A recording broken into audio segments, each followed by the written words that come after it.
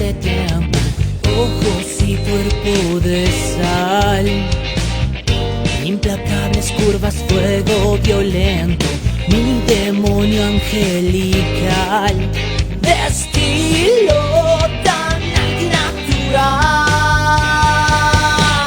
Dulce corazón de terror fue culpable de mi ilusión.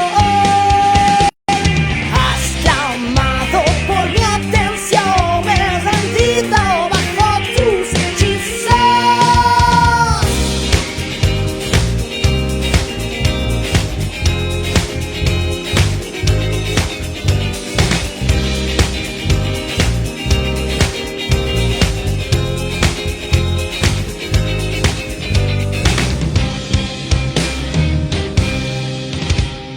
Lleva en su rostro el velo de... Muy buenos días, bienvenidos, soy Ronald Fernández y esto es Diálogo Abierto. El día de hoy nos acompaña la asambleísta Alexandra Castillo, candidata a la Asamblea Nacional, hoy por cantones, ¿no? Sí.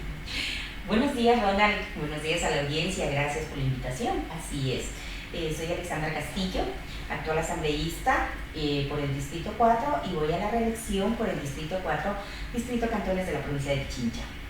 Bueno, antes que todo, bienvenida, agradecerte por tu tiempo, por estar aquí y acompañarnos.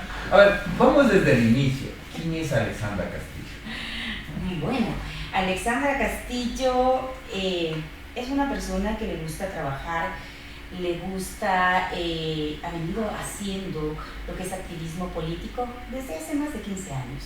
Vengo de la ruralidad, nací en la provincia de Loja. Lojana. Sí, soy lojana. Vamos a conversar algunos temitas de allá de Loja. A ver, De la provincia de Loja, vine acá a los 13 años a la ciudad de Quito a estudiar y me he radicado acá. Algún tiempo salí fuera del país también, después de que me gradué. Soy ingeniera en administración de empresas, tengo una maestría en administración de negocios y aparte también soy madre de familia, que creo que es el mejor título que tengo. es el plus. Es el plus. Tengo una hija de 20 años. Ay, ya eres madre, entonces ya me vas a ser abuela. Bueno, ¿qué diré a estas alturas? Ya sabes que las nuevas generaciones dicen prefiero tener un perrito, un gatito, una mascota, a tener bebés, Sí. pero vamos bien, está estudiando ahora, que tiene que terminar. Hay que aprovechar. Así es. Bueno, ¿cómo ingresa Alexandra Castillo al mundo político? Un lugar tan estigmatizado por corrupción, por nepotismo, pues muchas cosas. Se ve todo lo malo y hasta el día de hoy, bueno, en 10 años no se ha sacado nada bueno de la Asamblea Nacional. O eso es lo que se ha dicho. Por supuesto. Bueno, te comento que yo inicié siendo parte de Asamblea Ecuador. Asamblea hace conmovedora del Consejo de Participación Ciudadana y Control Social. Entonces uno empieza a ver y tratas de ser fiscalizador, tratas de ver que las cosas sean equitativas, pero no puedes, te atan de manos. Entonces tienes que aprender a ser partícipe viendo tanta indolencia, viendo tanta injusticia. No sé, ahí es donde empiezan a decirme, a tentarme. ¿Por qué no ingresas a la política? ¿Por qué no ingresas a la política? Y lógico, yo ingreso a la política, pero ingreso siendo directora provincial del movimiento Unión Ecuatoriana. Unión Ecuatoriana, me suena ese movimiento. Creo que fue Del de Jorge, fiscal, Washington de Santos y el Jorge movimiento del que Yunda. participó Jorge Yunda. ¿Ya? Cuando Jorge Yunda entra a la alcaldía de Quito, yo era la directora provincial del movimiento. Entonces siempre estuve detrás de algunos actores políticos, como Jorge Yunda, Roberto Hidalgo, estamos hablando de Alberto Mazapanta de Cayambe, estamos hablando de Carlos García de Noroccidente, así también como algunos otros concejales que salieron electos dentro de los 8 cantones de la provincia de Pichincha. Ya, por Unión Ecuatoriana, y nosotros hicimos un trabajo con Raúl Schulgin a nivel nacional. ¿Qué pasó con el movimiento? El movimiento después estuvo con tarjeta naranja. Nosotros lo logramos salvar, lo estabilizamos. Después vino otra contienda electoral en la cual el director nacional, que es el doctor Washington Pesantes, trató de cambiar las directivas, ya ingresó otra gente, entonces ya no había un poco de afinidad, yo me empecé a separar. Y ahí tuvieron algunos contratiempos que yo dije, esto no va conmigo, señores, nos vemos. Y de ahí feneció el Sí, movimiento. bueno, lo último que supe, y bueno, yo participé también dentro de esto en la candidatura de Cataluña, trabajamos ahí, me acuerdo, pero fueron múltiples polémicas que pasaron. Creo que fue la última vez que el movimiento ganó y ganó una alcaldía, y por primera vez ganó una alcaldía también. Creo que fue. Así es. Se hizo un trabajo fuerte. Te comento que sacamos 22 concejalías a nivel nacional, que por eso él seguía con vida.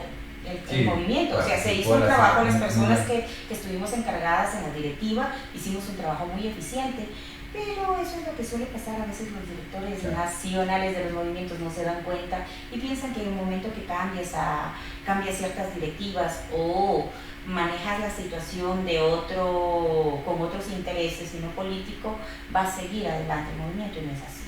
Sí, lamentablemente va a desaparecer. Y bueno, eso es lo que vi que pasó con Unión Ecuatoriana, del doctor Washington Pesantes. ¿Y de ahí cómo sigue la vida de...? De ahí sigue, bueno, yo me había quedado un poco quieta, que sí, que apoyaba a ciertos líderes políticos, pero un poco de la parte de atrás, no quería ser muy evidente, no quería ser muy pública, pero seguíamos adelante.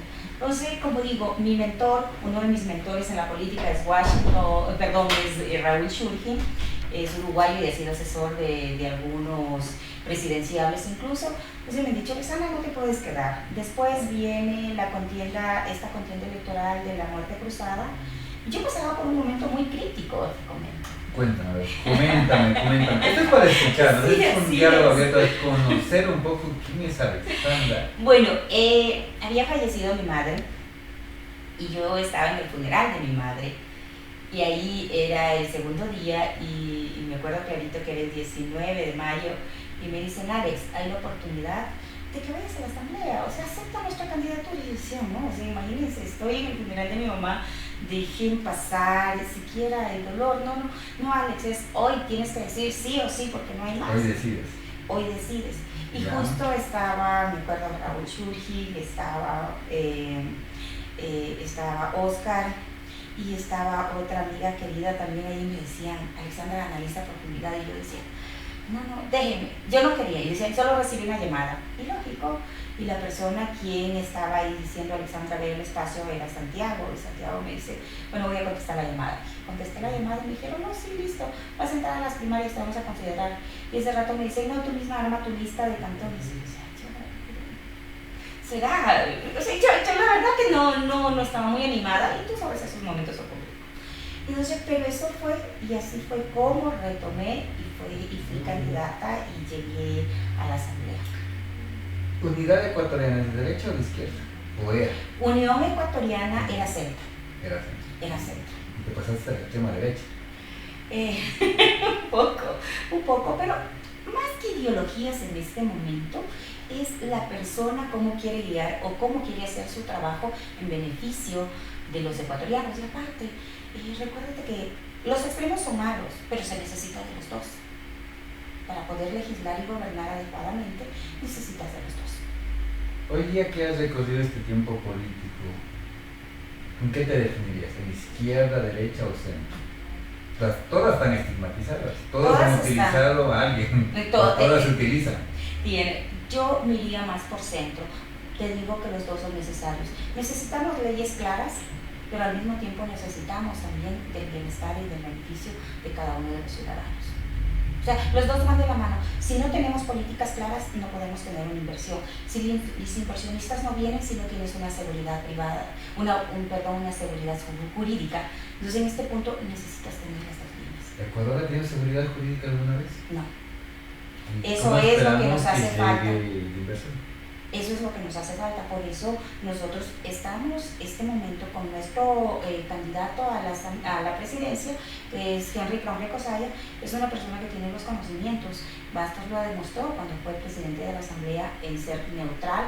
No se buscó ningún problema polémico, se puede decir. Tú sabes, después de una asamblea tan criticada que fue en los últimos años, logró estabilizar una buena estadística y una aceptación. A eso tengo una pregunta.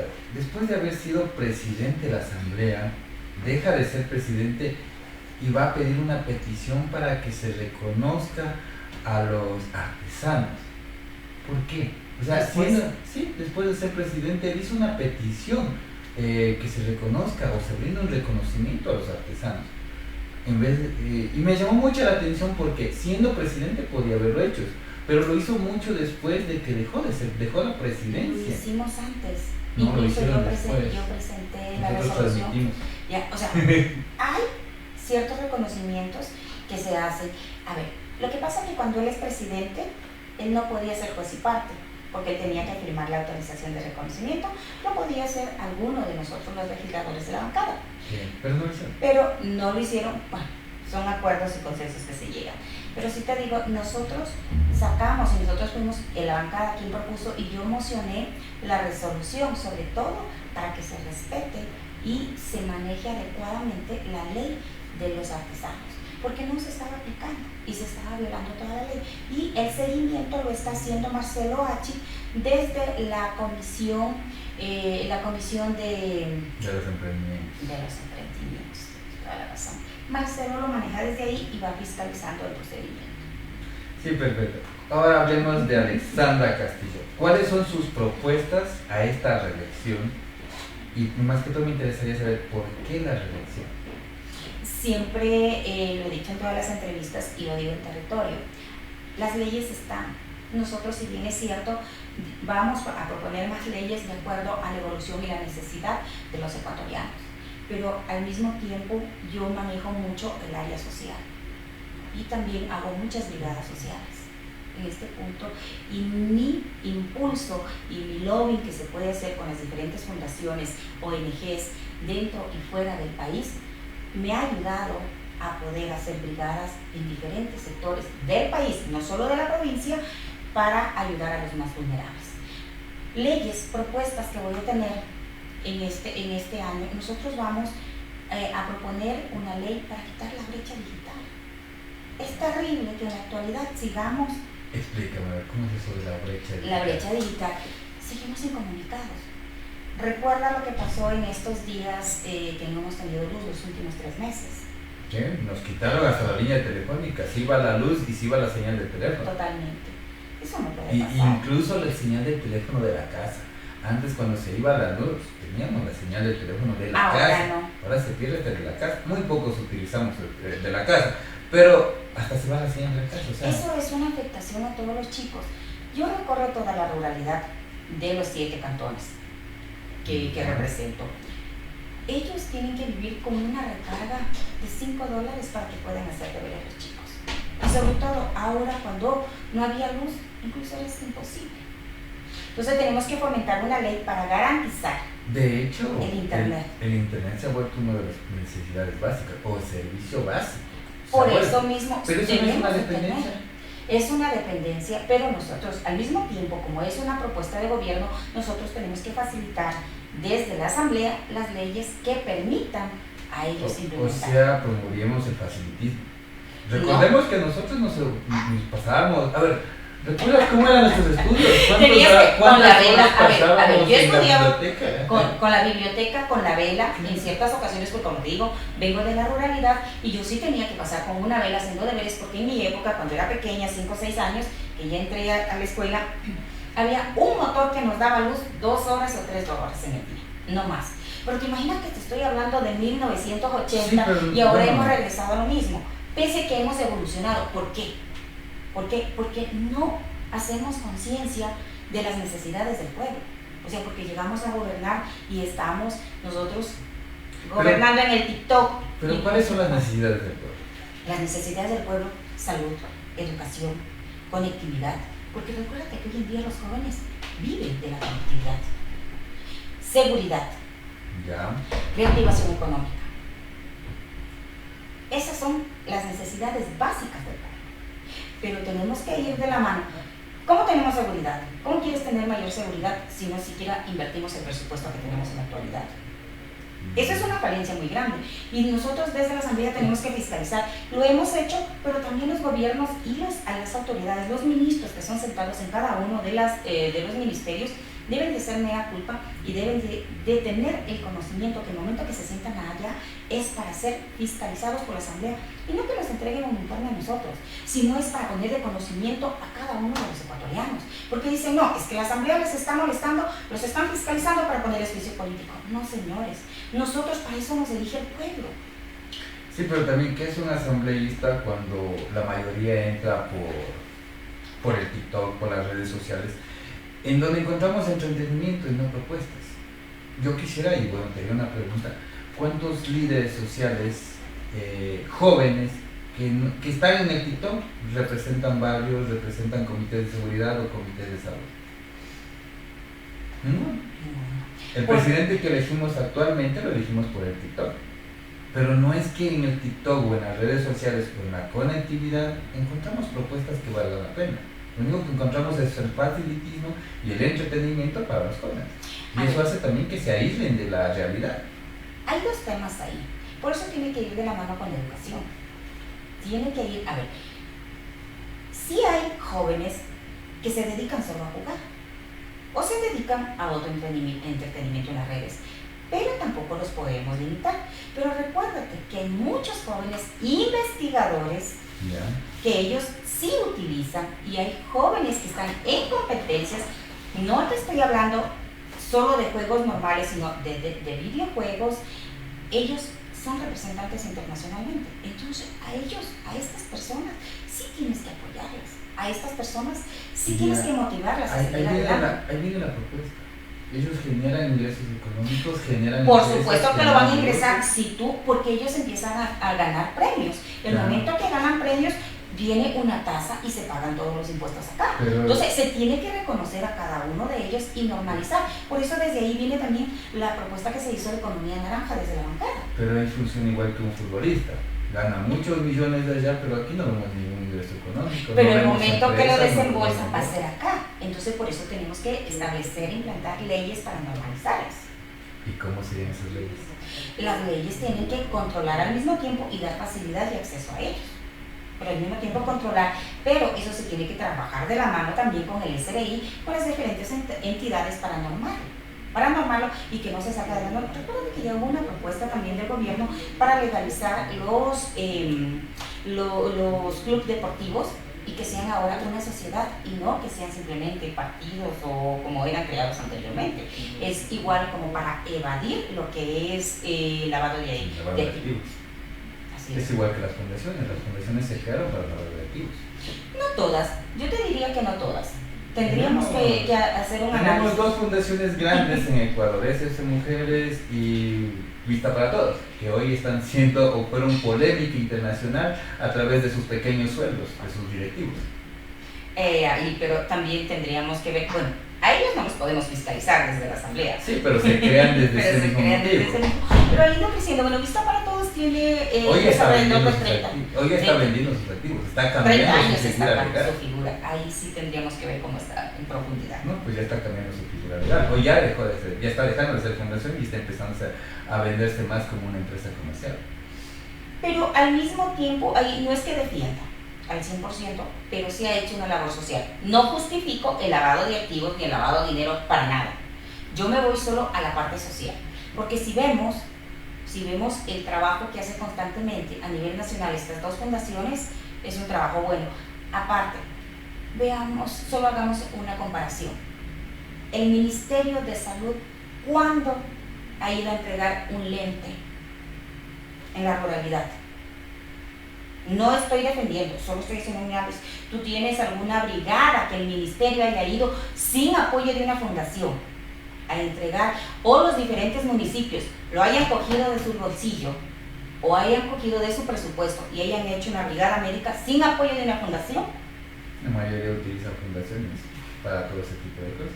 Ahí está, y la fundación en la cual se apoya la mayoría es Vista para Todos, incluso el gobierno. Incluso todas las brigadas médicas últimas que han hecho son con la Fundación Vista para Todos. Eso me llamó mucho la atención. En el gobierno de los 10 años del Correato persiguió a todas las fundaciones. Sí. Y la única que no les persiguió fue Vista para Todas. O sea, ahí sí ¿qué será? Sí, lo podemos no sé qué tendrán ahí. Lo podemos ver. En el gobierno del Correato pasó eso. Puede ser, no sé qué tengan por ahí, no tengo idea, pero yo digo, hay fundaciones, repito, no defiendo el lavado de activos, el narcotráfico, nada de ilegal, pero sí defiendo la labor social. Porque hay otra cosa. ¿Cómo llamamos labor social? ¿O a qué se le debería El definir apoyo, como a ver, la labor social, el poder llegar a un grupo vulnerable, sobre todo a las personas de la tercera edad, que tú te vas a la ruralidad y caminan con un palito, Sí, pero porque no tienen un bastón. aquí quería definir el concepto de labor social, porque a ver, hasta donde se lo tenía entendido, en Italia se creó las fundaciones de filántropos que tenían recursos económicos para ayudar a los demás. En América Latina se crearon las fundaciones de personas con necesidad para generarse un trabajo y un beneficio a través de una necesidad. Eso lo hicieron en América Latina, es decir, personas que tenemos muchos representantes de fundaciones que no tenían recursos, crearon una fundación para generarse un trabajo a través de una necesidad. Y eso les hizo engrandecerse y enriquecerse. Eso Sí. es en América Latina. Entonces, ¿a qué le llamamos labor social? ¿A beneficiarme yo a través de una necesidad? ¿O a sacar mi dinero de mi bolsillo para hacer una labor social, para ayudar a alguien más? A ver, lo que pasa, hay dos cosas aquí. Sí, tienes toda la razón. La una es emprender con tus ingresos y poder hacer una labor social. No, bueno, no es emprender, porque es utilizar tus ingresos como utilizar lo hacen tus ingresos o lo que los tengas grandes adicional finanzas. o lo que te sobre de el excedente que tú tengas y lo puedas compartir con los demás. Eso lo puedes hacer sin siquiera tener una fundación. No es necesario. Sí. Lo puedes hacer o Pero en gestionar. Italia ¿Sabes qué? se funcionó de esa manera. Exacto. Pero aquí hay otro tema, que tú te vas a hablar con las ONGs o con las embajadas que tienen diferentes fondos de apoyo. ¿Y qué te dicen? Es más fácil para poder desembolsar nosotros que lo haga por medio de una fundación. Ya. Entonces, ahí es donde da pie a fundar o a crear una fundación para poder trabajar por medio de ellos. Porque dicen, la fundación ya tiene una base legal, es jurídica, entonces ellos cruzan y como es sin fines de lucro tienen que desembolsar todo. Entonces lo hacen por medio de ellas porque hay muchas trabas para poder hacer labor social o desembolsar estos fondos en beneficio de los que más necesitan, ya sea personas con capacidades especiales, niños, adultos mayores o ya sea para el agro, porque recuérdate que vienen fondos también para apoyar al agro, el desarrollo del microemprendimiento. Existen 17 figuras legales para apoyar a las necesidades múltiples del mundo. Por supuesto, pero por eso te decía, yo he estado en estas reuniones y muchas veces que me han dicho, no, tenemos que gestionarlo por medio de una fundación, directo no lo puedes hacer, no se puede participar así para obtener, solo tomo un ejemplo, para el fondo canadiense, para participar en un proyecto en el fondo canadiense, entonces es así, los bonos de carbono por medio de una fundación. Entonces por eso te dan pie a que crees una fundación para poder generar algún proyecto de ayuda. Entiendo lo que tú dices, no todas las fundaciones hacen labor social, tal vez son figuras para lavado de activos, pero sí hay algunas que se dedican a trabajar. Sí, obviamente, o sea, no podemos estigmatizar a todas, pero o sea, mi concepto iba por ese, conocer exactamente cuál es la labor social, porque vemos muchas fundaciones. Hoy la novedad, podría decirse, o ¿cómo sería la tendencia? Es hacer fundaciones animalistas en donde vamos a dar de comer a los perritos en las calles, pero no les vamos a sacar de las calles, sino vamos a tenerlos en las calles, porque si los sacamos, dejamos de tener nuestro ingreso económico para seguir dando de comer, o sea, por ende dejo de tener mi trabajo. Entonces no me conviene sacarlos de la calle, me conviene alimentarlos en las calles. Y así sigo teniendo ingresos constantemente. Es lo que hacen las fundaciones de animales hoy en día. Te entiendo esa parte y ahí también faltaría la mano dura, es de los GATS. Porque hay ordenanzas, pero no se aplican lastimosamente. Y viene también una falencia desde la educación. Porque hoy en día sí, los chicos les enseñamos a que debes de ser responsable si tienes una mascota y que se la tiene que esterilizar. Pero en la gente adulta esto es un mito, esterilizar la mascota. Tienes que dejarla a libre albedrío para que tenga los bebés que ella quiera, se reproduzca como ellos quieran. Entonces ahí es un error. Pero ya educar a un adulto... No, pero también hablemos, a ver, ya si tocamos este tema también hay otro tema muy interesante. Salieron muchas personas diciendo adopta una mascota. ¿Cómo adoptas una mascota cuando una mascota tiene muchas más necesidades, podría decirse, que un niño, hasta que un propio hijo? Porque tienes que vacunarlo, tienes que esterilizarlo, tienes que cuidarlo. Él no va a ser independiente algún día, esa mascota siempre va a vivir dependiendo. Y por ende, el adulto que no tiene recursos económicos y adopta un perrito, ya está cayendo en una necesidad, porque no tienen ni para mantenerse ellos y van a adoptar un perrito que tienen que obligatoriamente esterilizarlo, cuidarlo. Pero las personas que no tienen recursos y adoptan este tipo de animalitos o de mascotas, por así decirlo, generan esta incidencia y esto me asombró mucho porque hubo una campaña adopta una mascota y no compres, y vemos mucha gente, personas que no tienen ni para ellos mismos adoptando mascotas que no pueden cuidar, y esto te genera mayor incidencia. Entonces, ¿cómo ayudamos en esta problemática social? Ahí tendrían que intervenir una, como dije, los GATS, y otra las fundaciones, porque ellos hacen las brigadas de adoptar una mascota, pero tienen que ver quién va a adoptar, hacer un censo, hacer una investigación, hacer un análisis, hacer una ficha de que la mascota no sea maltratada y que va a vivir igual que estar en situación de calle, fuera el pobre animalito, porque tienes toda la razón en ese punto. Muchos adoptan y no tienen los recursos. En verdad, hoy en día tener una mascota es igual que tener un hijo. Mucho más costoso. Alguna vez me dijeron a mí era que tengas otro hijo porque también tengo una mascota pequeña y sí cuesta. Porque hay que estar en el veterinario, se enferman, son delicados, Sí. hay que darles cariño, porque no es solo, a ver, el ser responsable con una mascota no es solo darle alimentación, vacunas y llevarlo al veterinario. Necesita tiempo, necesita comprensión, necesita hacerle jugar, necesita sacarlo a pasear, se estresa, tenerlo solo encerrado en la casa. Afecto más que todo. El Da afecto. mucho afecto. El afecto, si no, se vuelve agresivo. Así Exacto. sea pequeño o grande, se vuelve agresivo porque no tiene con quién compartir. Sí, exactamente. Ahí viene la otra parte de la moneda. Los que tienen recursos, vemos que hay muchas personas que tienen recursos y los tienen en su terraza, los tienen en la casa, pero ven que son perros de raza, y ellos sí, a estos perros que son de raza, que están en edificios, que están bien cuidados y que por alguna ocasión los dejaron en un balcón, a ellos sí los van a rescatar. Porque yo he visto muchas brigadas que a los perros que están en edificios los van a rescatar porque los están maltratando, porque los dejaron en el balcón, porque los dejaron en la terraza y tenían que sus dueños salir. Entonces ahí viene el otro. Rescatan a los perros que sí tienen los recursos, pero no rescatan a los perros que no tienen los recursos. En verdad, y aquí regresemos un poco a las redes sociales. En redes sociales se puede ver mucho el maltrato animal, sobre todo en las partes rurales, porque no hay una concientización. Pero regreso otra vez al mismo punto de partida: educación y mano dura con las ordenanzas. Educación, sobre todo, de tenencia adecuada de los animales. Recuerda la ley que nos estaban a nosotros poniendo para, estábamos en la asamblea y hubo una polémica porque era la ley de tenencia y sobre todo no había ni cómo exhibir a los animales, como es en Rumiñahui, al hornado, al cuy. O sea, tampoco podemos exagerar en lo que es una prevención. No podemos humanizar a un animalito, pero sí podemos proteger.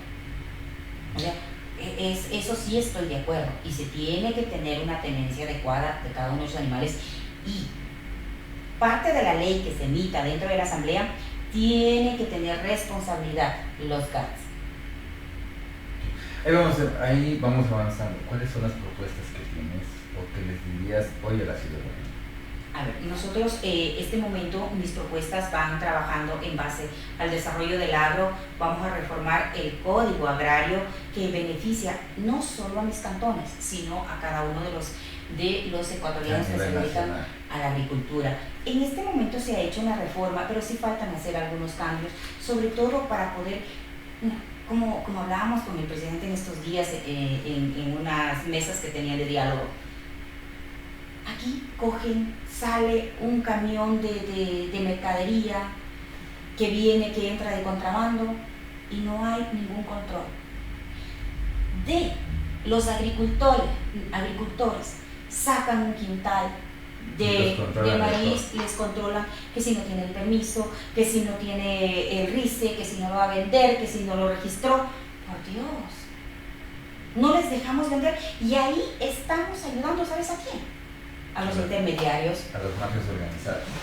A los intermediarios, porque ellos sí van y compran a precio de gallina con peste, perdona la palabra, la gallina con peste de la producción, y la cogen y la revenden a mejoras. Aparte, ya se están instalando bandas.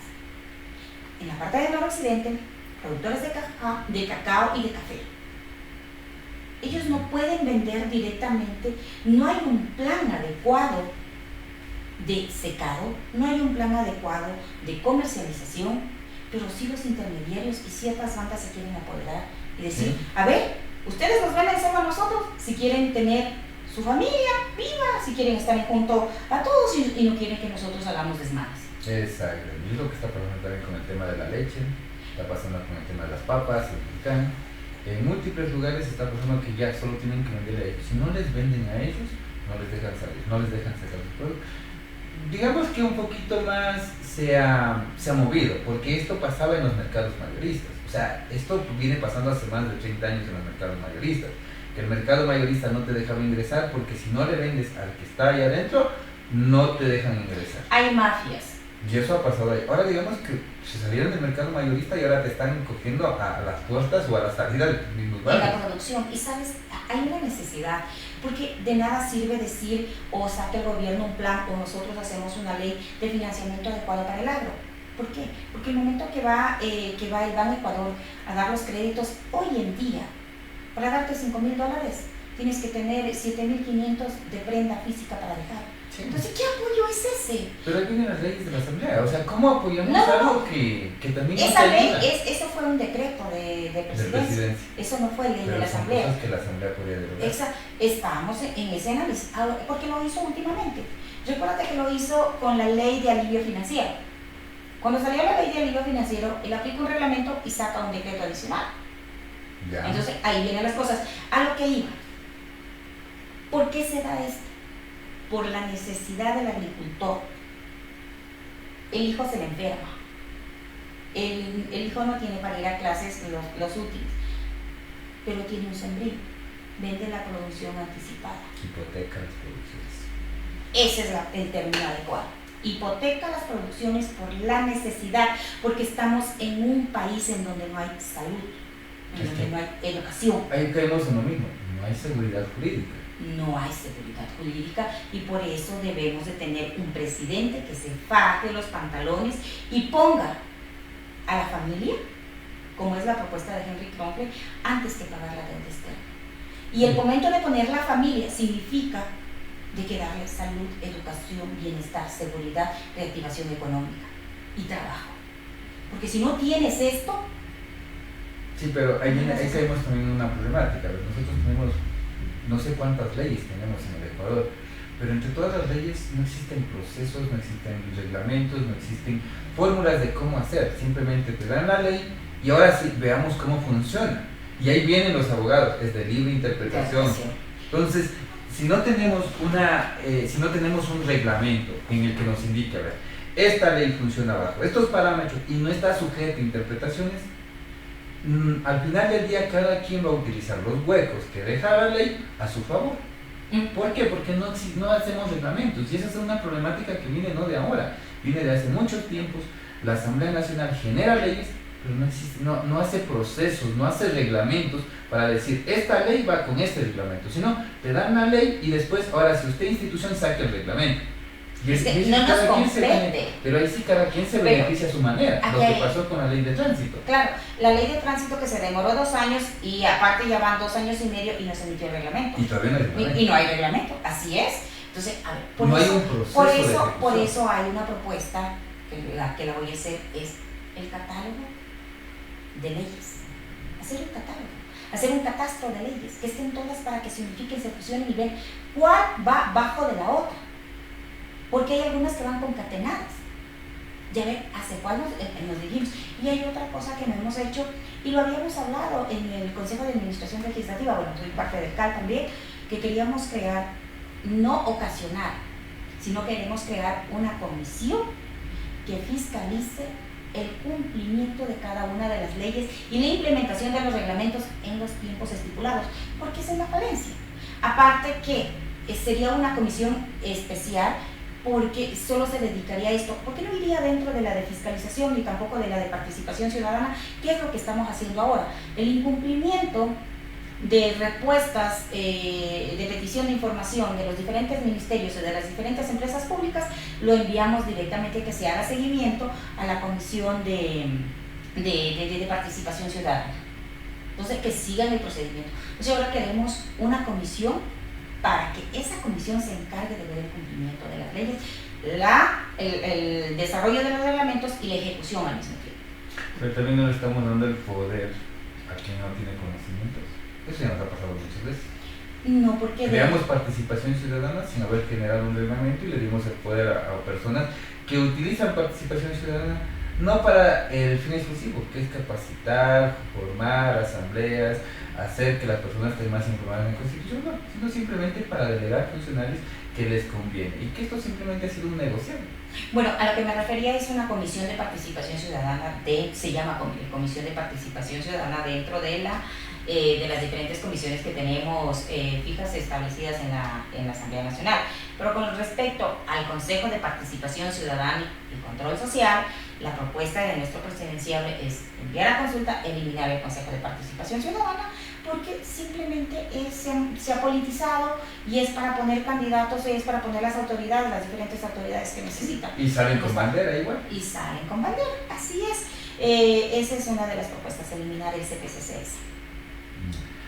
Perfecto, bueno, te agradezco mucho por haber participado en este programa, conocer un poco más de tus propuestas y también conocer quién es Alexandra Castillo, la ciudadanía y las personas que nos siguen, también invitarles a que le den like, comenten, compartan, nos digan cuál ha sido su opinión y si tienen preguntas también para que las sigas contestando Claro que sí. en los comentarios.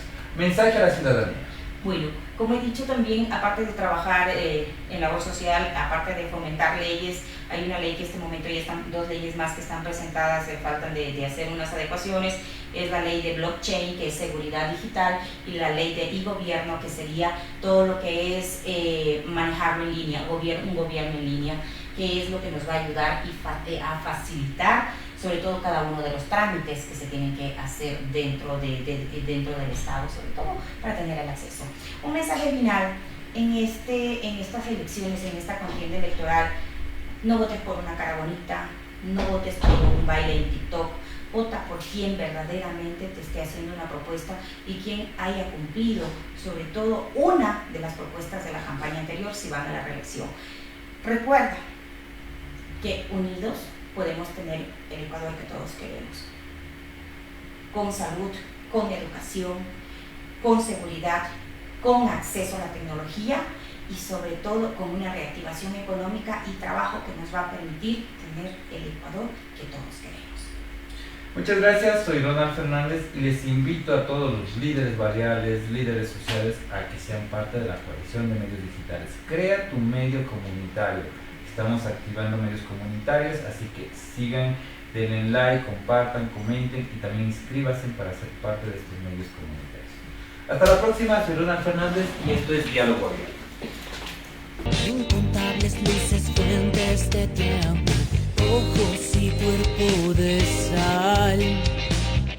Implacables curvas, fuego violento, mi demonio angelical.